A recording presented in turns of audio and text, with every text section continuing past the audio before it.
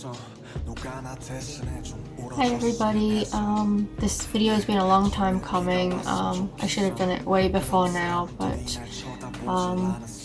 it's been about a year since I lost my soulmate, so it seems a fitting time to actually get this video put out, and it's basically my dedication to my beautiful soulmate who I lost last year to cancer. So I've written some stuff and I've got some things of hers to show, and even if no one looks at it, I want to do it just to honour her and to give her life more meaning, since I'm trying to find so many ways of giving her life meaning.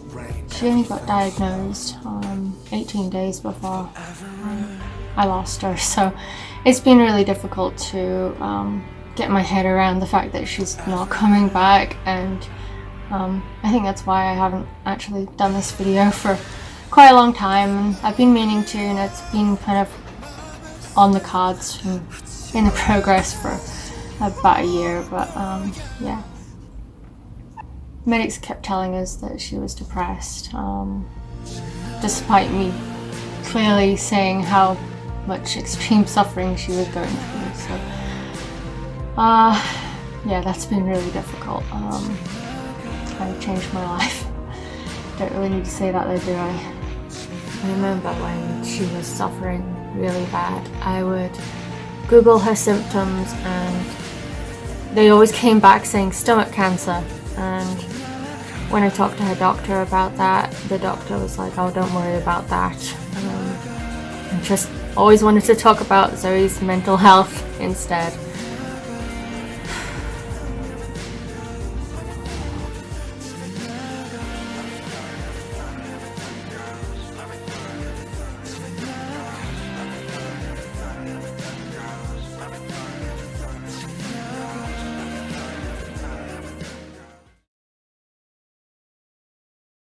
I cared for her mentally and physically for 12 years. She was a big part of my life for a long, long time, and she always will be. We shared so many dreams together that my dreams became dreams that we both shared, so it's really difficult to try and untangle myself from a life that was supposed to be with someone else. Yeah.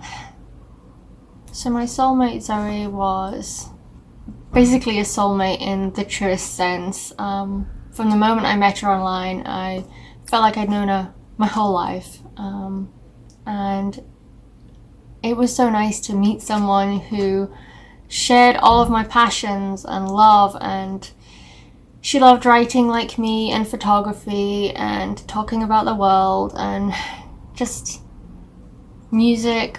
Everything was exactly the same as me, and I know some people say that opposites attract, but for me you have to have enough in common that you've got things to talk about and that the person is interesting, and she really was.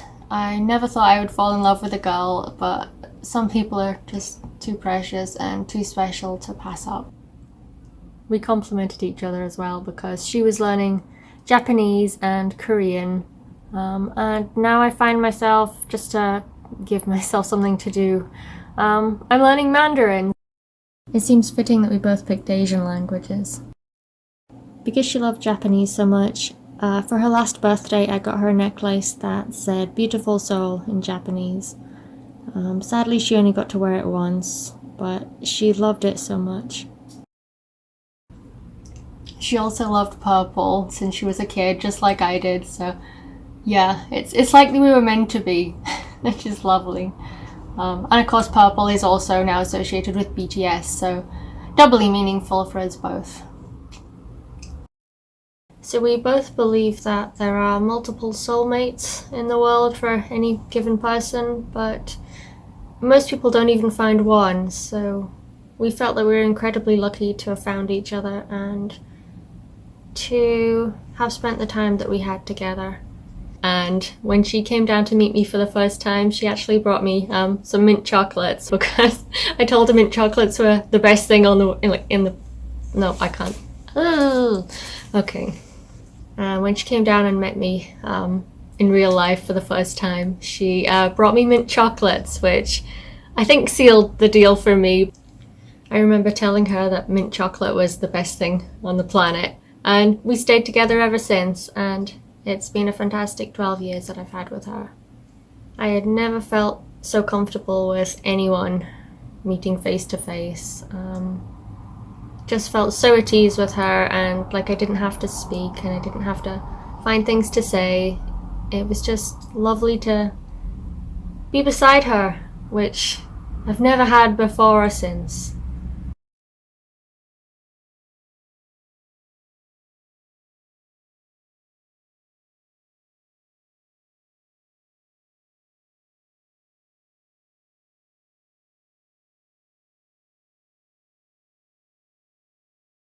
Hello. Hello. Sorry you caught me.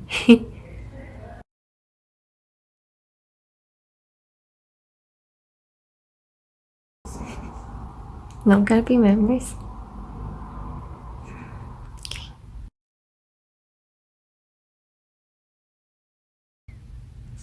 I'll settle for that then. I love you so much.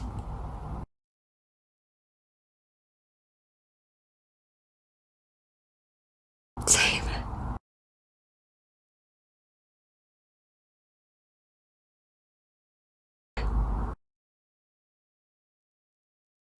My carrot too. Right back at you.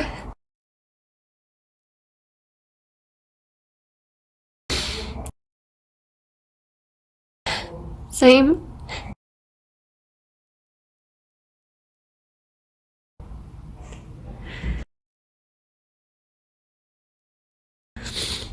So yeah.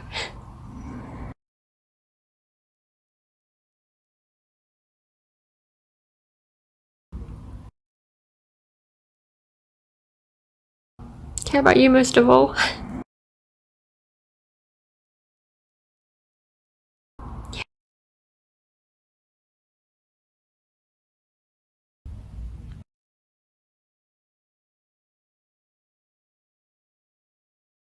Same. Oh, sweetie.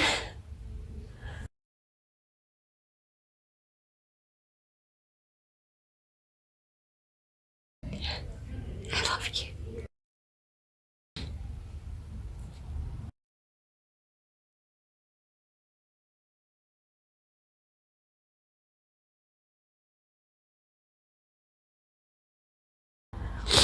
Same.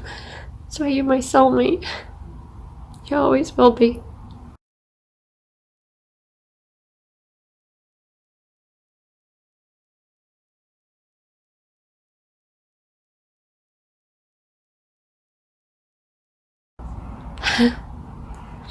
It's 13 amazing years.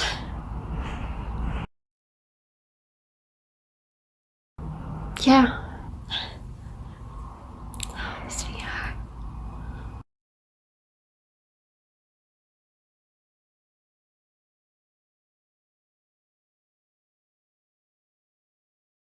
Yeah.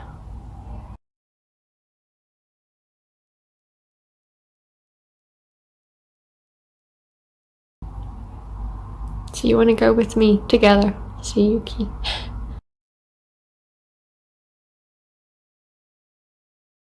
No, I don't want you to either.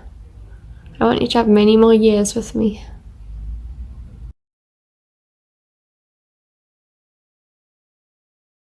No. No. Can't let it be. No.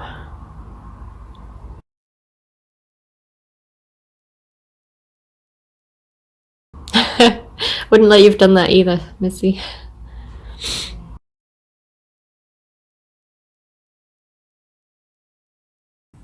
I love you, Zoe. Always, always, always. And Sumi says she loves you too. There's Sumi. She's very sweet. So there's a lot of BTS mentions in this vid, so I'm very sorry about that if anyone doesn't like BTS, but Zoe had a short life, but BTS were a huge part of her life and gave her some of the happiest memories she had. So I'll be mentioning them and talking about ways that they helped Zoe or various things like that. So I'm probably gonna have some categories here just to kind of organize this video. The first category is going to be writing, because writing was, I'd say, first love along with music for Zoe. So and it's a passion that we both shared, and we both wanted to be writers and loved writing fantasy and epic fantasy. And other things that Zoe liked doing were reading. She always believed that there's a book for everyone. If you don't like reading, you haven't found the right book. Or genre or something like that. And she also loved cooking. She was an absolutely fantastic cook, and her jambalaya is just, I will never find any food that remotely compares to that.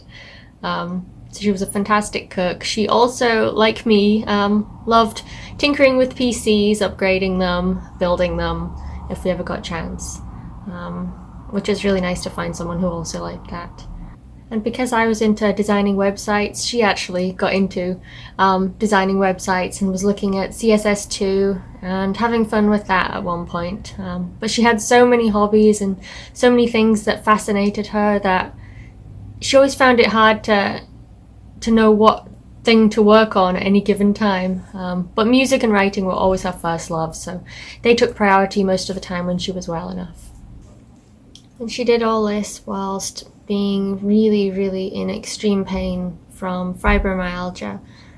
She was on over 50 pills a day to control the pain, and most of the time she just had to lie on the couch with her laptop, and it really wasn't a good life and a pleasant life for her, but she made the best of it.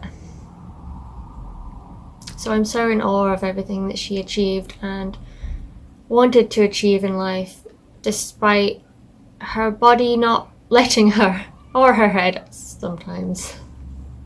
So yeah, okay, here's the first category. She was such an incredible writer, and she loved speculative fiction, especially sci-fi and fantasy, which is what she wanted to write. She has the opposite of what I have. I have aphantasia, so I can't see things in my head.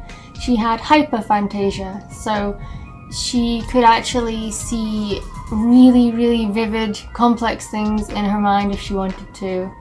So she was an absolutely incredible world builder, and she spent years and years putting together all of the everything that basically made up her world. And she had like statistics on the populations of various cities around the world, and histories and weather patterns and everything you could imagine. She had gone into such detail, and it was incredible, and it would have made a really, really incredible series if she'd ever got to finish it.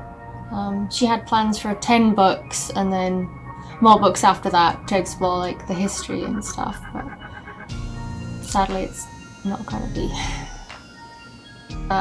It often took over her actual writing of narratives, so sometimes she says she'd be content to spend the rest of her life just making up worlds and world building rather than actually writing, even though she loved writing too. And she was also a perfectionist, which held her back in so many ways because nothing she did ever felt good enough.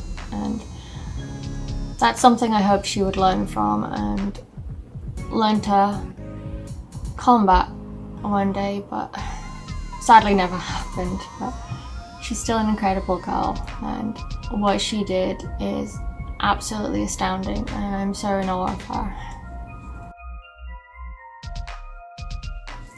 And this next category is about her uni work, since she was such an incredibly gifted and talented and smart girl. So her PhD that she was, well, suspended PhD. It had to get suspended because she got too ill and couldn't walk into the university. Even when I tried to go with her and take a taxi, it was too much for her. And we didn't know she was dying of cancer at the time, so explains a lot. Her PhD was on tsunami risks and landslide risks in the northern North Atlantic, which sounds really, really impressive. And yeah, she would have done a fantastic job at that. All her lecturers and the university staff just were so taken with her. She was such an incredible student, and she got the highest grade point average they'd ever seen in her undergraduate degree. She got 20.84 out of 21. Her score was only brought down because of group projects, so that's how smart she was, and everyone was so amazed by it. Here is just one of her many awards from the university. Very shiny, very proud of her. And she was also nominated for Scottish and UK awards as well. When you're so smart, you can only ever break even, which is what she would find a lot of the time. She'd do stuff at uni. People would expect her to do well because she was so smart, and she wanted to be seen for the hard work that she put in, not necessarily just you're smart, so you know you're expected to get good grades and do well with whatever you're doing. She always liked when she couldn't do something because it made her feel normal, and people were always so surprised.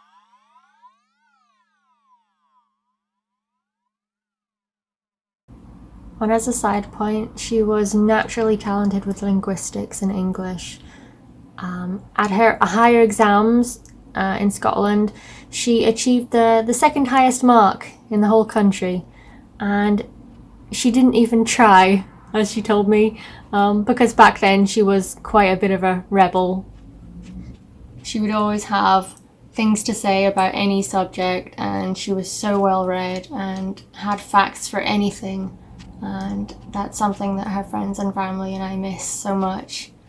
Just her insight and her mind and her wisdom, and I will never find anyone even remotely comparable to that. She was so amazing. And we have friends from all around the world, like the Basque Country, Holland, hoi to all the Netherlands people out there, and Sardinia and Italy and various other places. So she very much believed in internationalism and people being equal, which is a really, really beautiful thing and is very much how I feel about the world.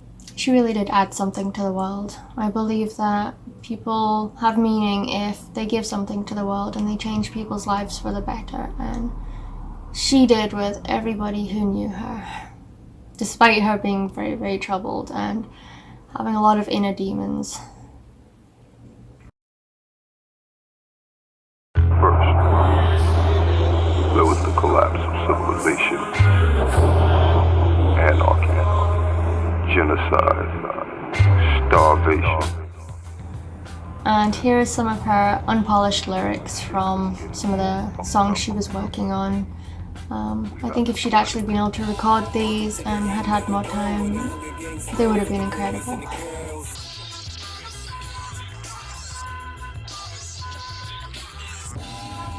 As you can see, her rap lyrics were so lyrical and so intelligent, with references to anime and movie characters and real-world events and anything else that inspired her, and how she thought about the world as well. So she also played the acoustic guitar, electric guitar, and I'd just got an Arturia 88 keyboard that she was very, very excited for. I wish she'd had more chance to have a go on it. We were slowly building a music studio for her, which had been a lifelong dream. She'd got an Apollo twin as well. Zoe told me in hospital to sell all of her music equipment, but I couldn't do that. I've given a lot of it away to one of her close friends who also loves music, and also I salvaged her old PC and built a mini music studio for her family, who also have parts of Zoe's music equipment as well. So it's nice that they're getting loved, and I've been able to help people who wouldn't otherwise have this stuff. So I think that's really fitting, and I think Zoe will be really happy that people she loves and cares about will benefit from her stuff. So I'll finish the video by playing a song of hers that she made. It's full of sound samples from various things like anime, and like I think there's Mamamoo in there and various other things, and radio broadcasts, I think, from the war or something, I can't remember. And she put them all together and made a song and added her own beats. It was early work for her, but all of her later work and things that she was in the middle of doing are locked because her laptop is encrypted, with her only having 18 days after a diagnosis. She didn't have time to decrypt her drive, so everything of hers that's meaningful, all of her writing and music is not accessible. Breaks my heart, but what's one more heartbreak on top of the biggest heartbreak you can have, so yep. So anyway, please look forward to her unpolished first go at making a track that I will play at the end of this video. This video is not finished yet, but I will put that at the very end.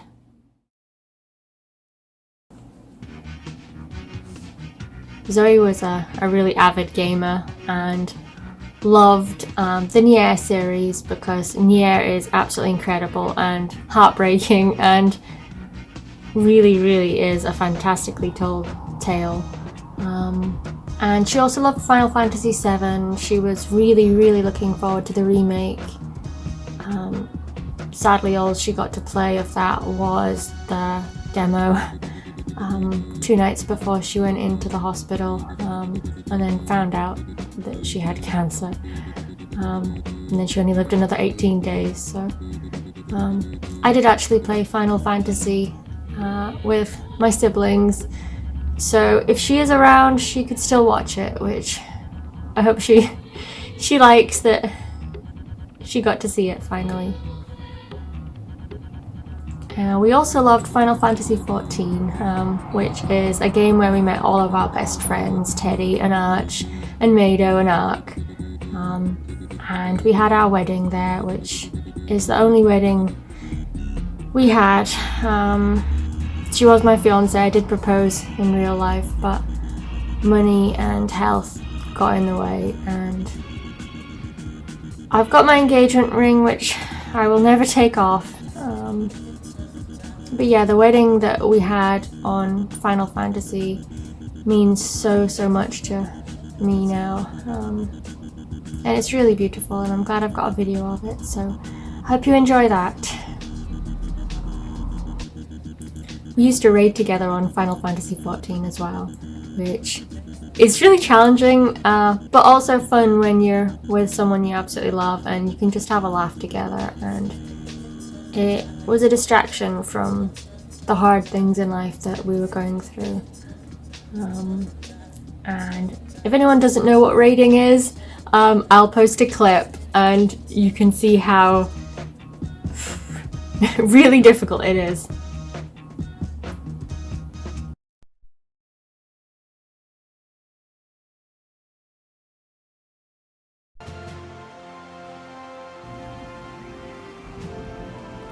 We were actually going to get married when she got out of hospital, when they finally said yes, you can go home, because at that point the pandemic was pretty much getting serious everywhere, and the medics felt the best place for her was back home, and she was really excited to see her cats and to come home where all her music stuff was, and she hoped she would have time to be able to get some of that out and just kind of get over the craziness of the last little while in hospital.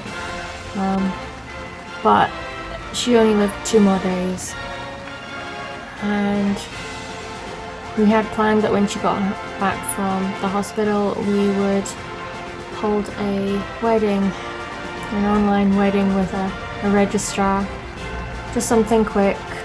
Because Zoe was really adamant that we had to get married, and with her only living 2 more days, it didn't happen.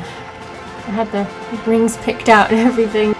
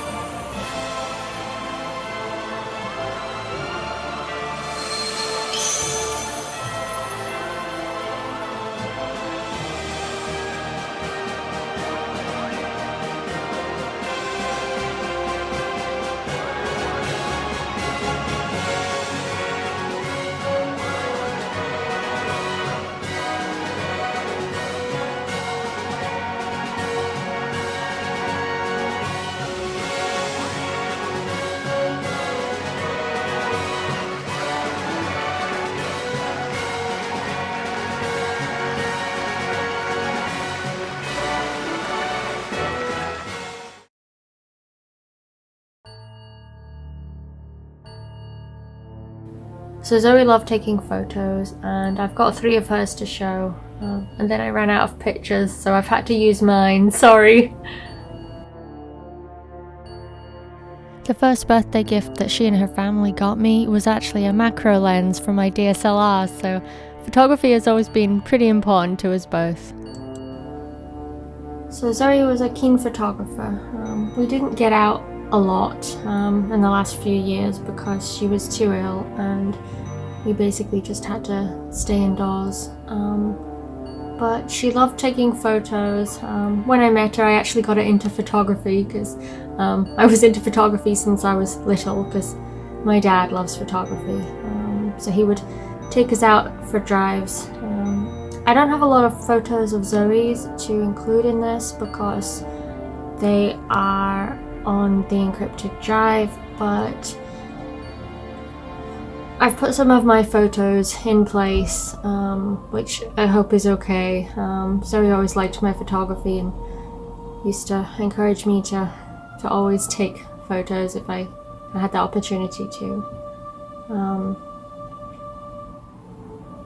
It's so hard to look at photos because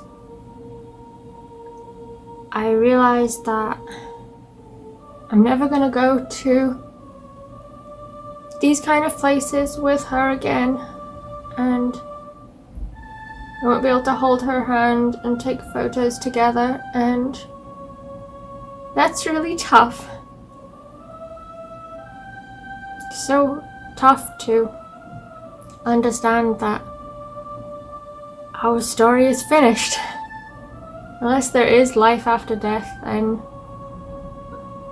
the years we had, which weren't the best in a lot of ways because of ill health, but they were all we had, and there will be no more.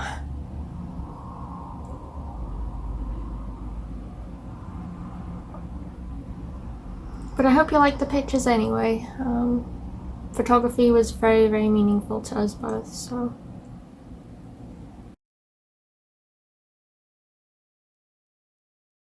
Okay, as promised, here is Zoe's song mix entitled Alcohol. Hope you enjoy it. Alcohol.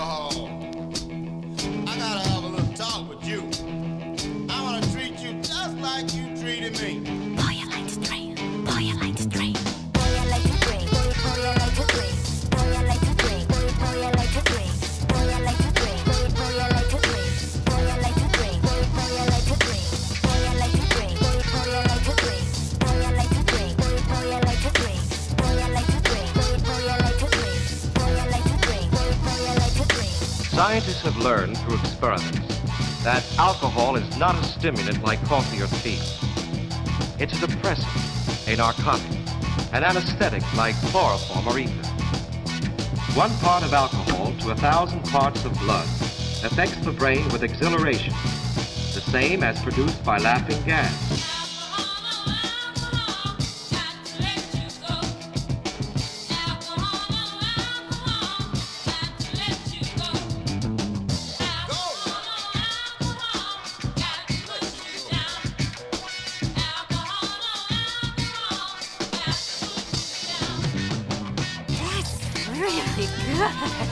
How many of those have you had?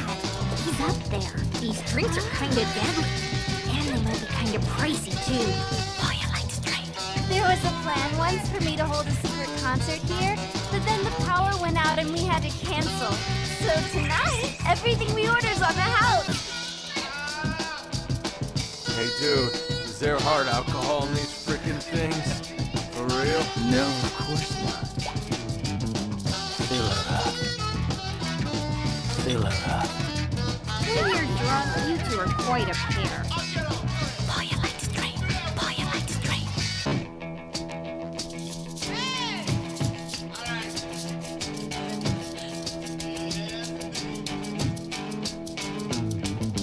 Alcohol. Alcohol. Alcohol. Alcohol. Alcohol. I gotta have a little talk with you. I wanna treat you just like you treated me. Boy, I like to drink. Boy, I like to drink. Boy, I like to drink. Boy, I like to drink. Boy, I like to drink. Boy, I like to drink.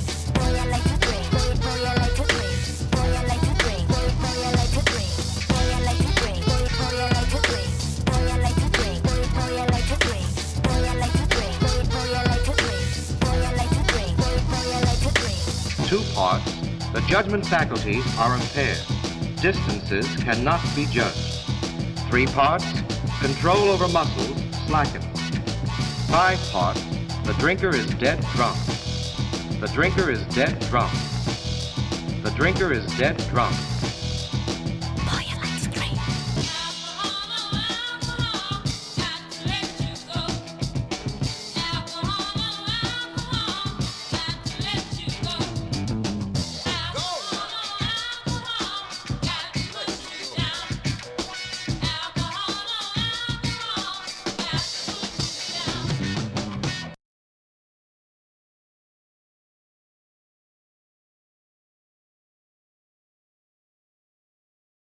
First, there was the collapse of civilization, anarchy, genocide, starvation. Then, when it seemed like shit couldn't get any more fucked up, we got the plague. Welcome to the end of the world where the Hunger Games roll for the boys and the girls.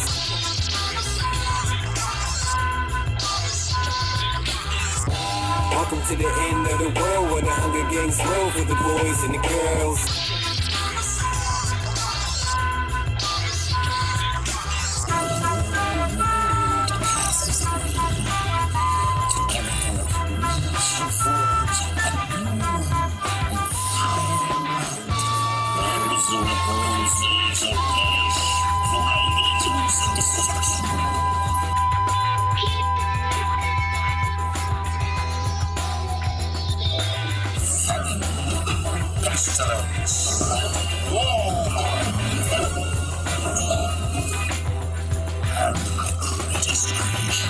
The living death. Closing with ice and cliff around the whole planet.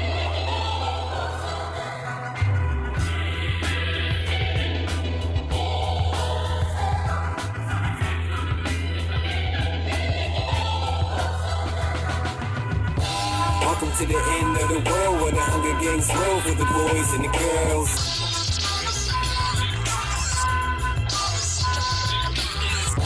Welcome to the end of the world where the Hunger Games roll for the boys and the girls.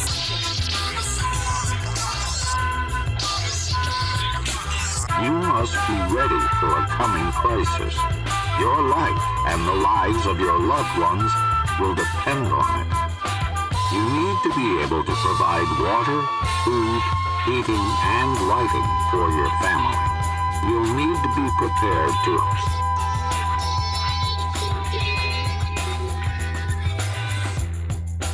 Odds are that a pandemic will be YOYO. You're on your own. Yo-yo. Yo-yo. You're on your own. You're on your own. Yo-yo.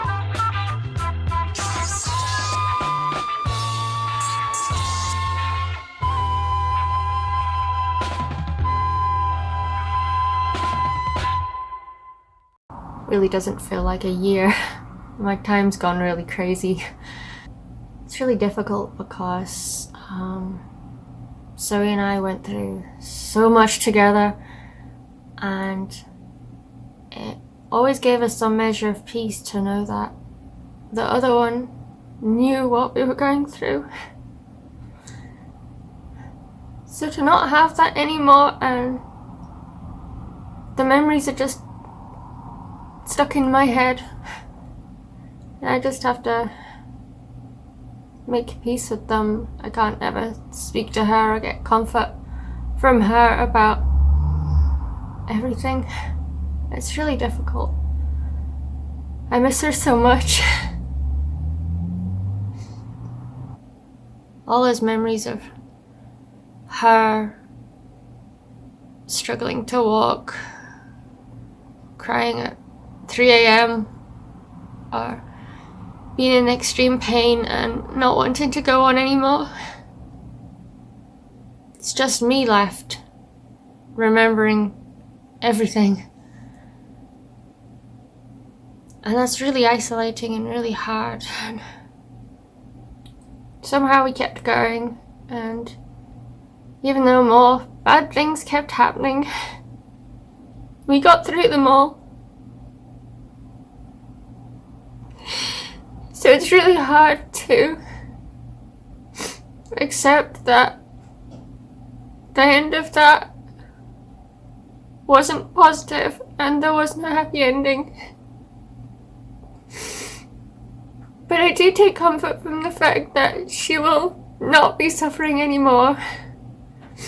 She won't be in pain, and she won't be troubled by cancer, and maybe she's free and free of all her mental health problems, and she's with Yuki. Yuki's looking after her, and Sumi is looking after me. And then one day we will see each other again. And Sumi is playing with the cat track beside me, so she's making lots of noise for the video. When I think back on everything we've been through, especially in the last 6-7 years, it doesn't feel real. It doesn't feel like two people can go through so much. But I have really vivid memories of it all, and helping her walk around the house, looking after her, just doing anything I could to make her smile and to make her days a bit brighter and to find ways of giving her hope.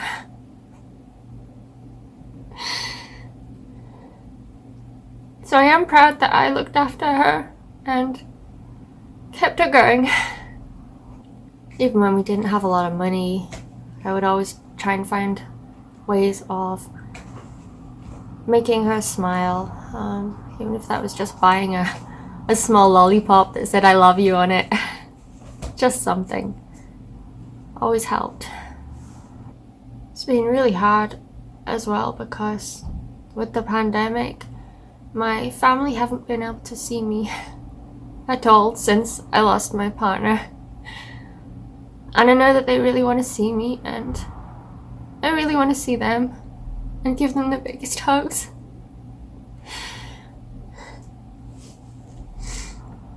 But I have a fantastic second family looking out for me. Zoe's family have been amazing and have helped me so much, and I love them to pieces.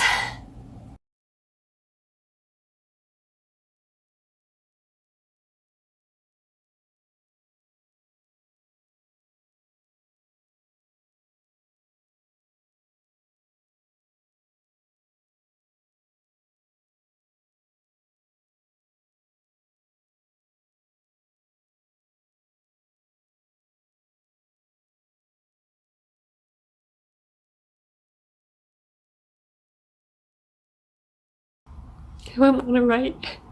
Not without you.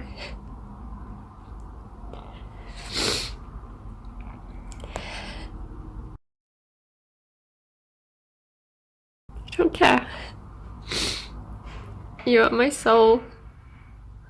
I would write soulless things, so you have to be around.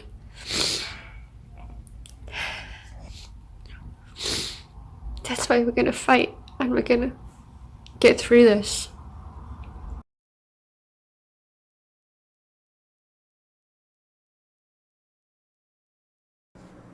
I love you, Zoe.